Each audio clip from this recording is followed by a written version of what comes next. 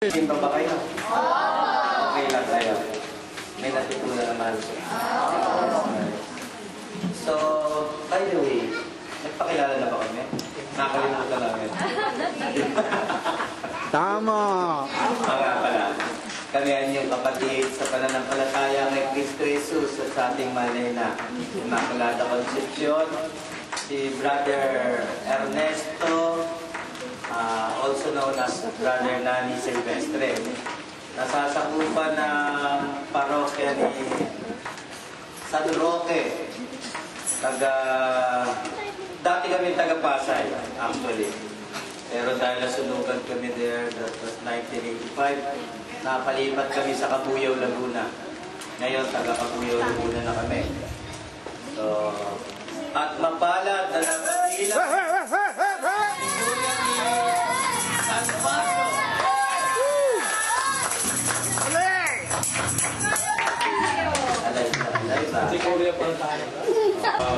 Ang topic kanina, introduction procedure, right? So, gusto ko lang i-emphasize, no? Kasi ang founder natin, which yung nagtatag, si Jesus Tatang Gutierrez, alias Tatang Gutierrez, no?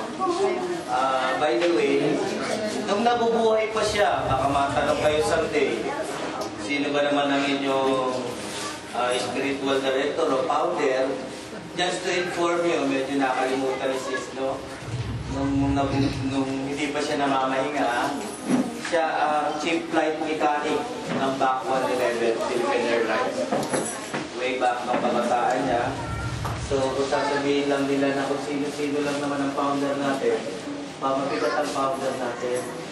Kasi, lahat ng bagay pinalipad niya, kaya niyang paliparin. Top 10 siya ng chief flight mechanic ng Back 111 Philippine Airlines.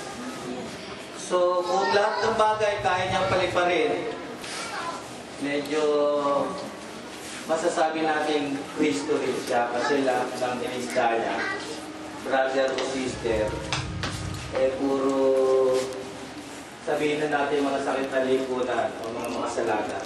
Pero nagbago naman talaga. At isa kami doon sa mga brother and sister na maririnig mo ngayon dito, na nag-organize nito at lahat ng pinakasangkapan ng aral na ito. Isa kami sa mga sakit ng lipunan na binago niya. Mga worst din kami noon. Mga, nako, iba-iba kung saan kami lupalop nagkita-kita ng mga yan. Pero lahat lagi kasi noon, ang malakas na konsilyo namin ay sa Santa Cruz, Laguna.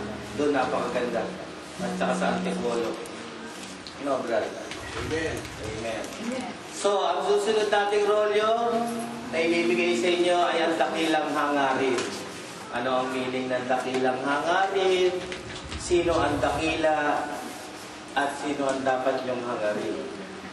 Dahil kumbaga, ang tanong ko sa inyo, ano ba ang mahalaga? Buhay, kabuhayan, o pamumuhay? Eh kung isasagot nyo sa akin buhay, eh kanya-kanya tayo lang, hindi ba? So, yun ang dapat yung hangarin. Yung magkaroon kayo ng buhay na walang hanggan. Di ba? Amen. Yun ang dapat nating hangarin. Kung paano, so, kanya-kanya tayo lang, eto na yun. Eto na yung umpisa at ang magbibigay ng pag-aaral ng dakilang hangarin na walang iba ay matanda na rin sa aral na ito. Marami na rin siya pinagdaanan. At siya ay taga Santa Cruz, Manila. Walang iba kundi si Sister Marilu Virgo.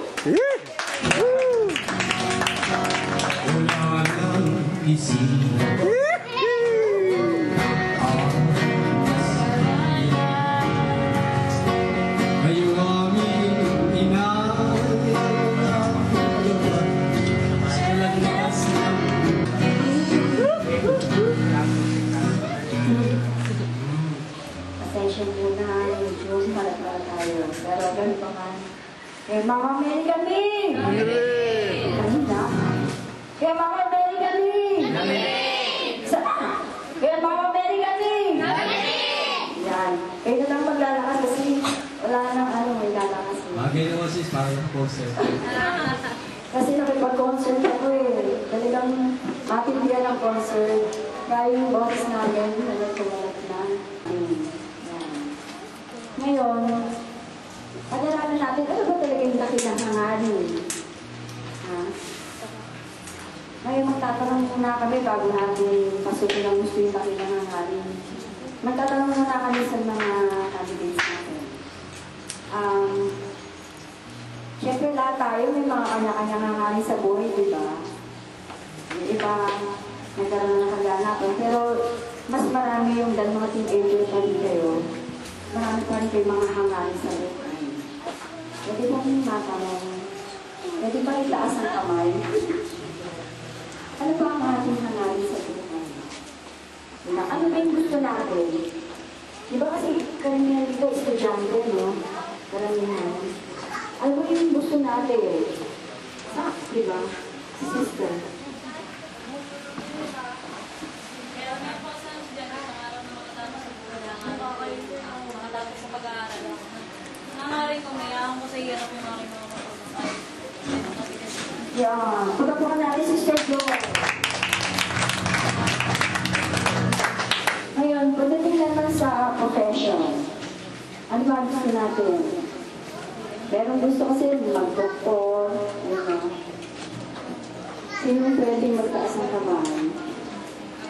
Sister Iya, ano gusto mo? Pag ikaw ay nakagraduate. Teacher daw. Pagkapukan natin si bukod sa profession, ano pa ang gusto natin? Bukod sa maging doktor tayo, at sis, gusto niya mapaglingkuran ng mga mahal na sa buhay. Ano pa ang gusto natin? Magbuhay ng walang Ayun! Pagkakaan natin si Sister Lee. Walang salamat sa lahat. Mabuhay ng walang hanggan. Alam mo ba? Diba? Kasi akahangan natin, hindi yung kung sino-sino, kundi yung takila. Kaya meron tayong takilang hangarin. Ngayon ang tanong, what is idealism? Ano ba ang dakilang hangarin? Diba?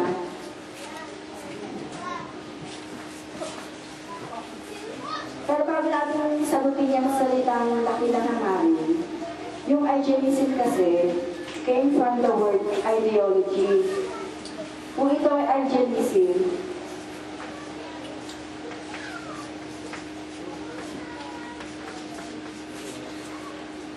itong idealism na to came from the word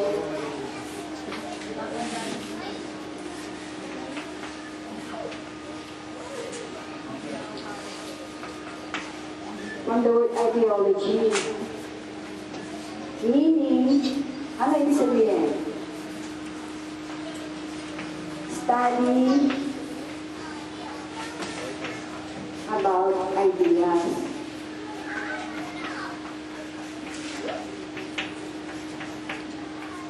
Study about ideas. At pag sinabi natin idea, ito ay, in Tagalog, ito ay puro-puro. O pala-palagay.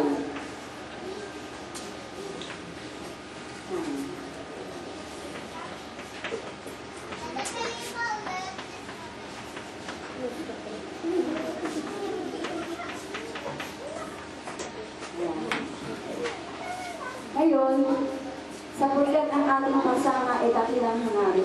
Talaga yung dakilang hangarin. Diba? Ang dakilang hangarin,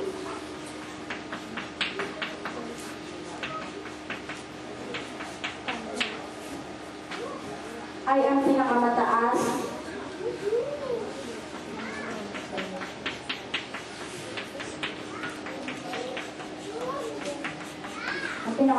na kalalagayan o estado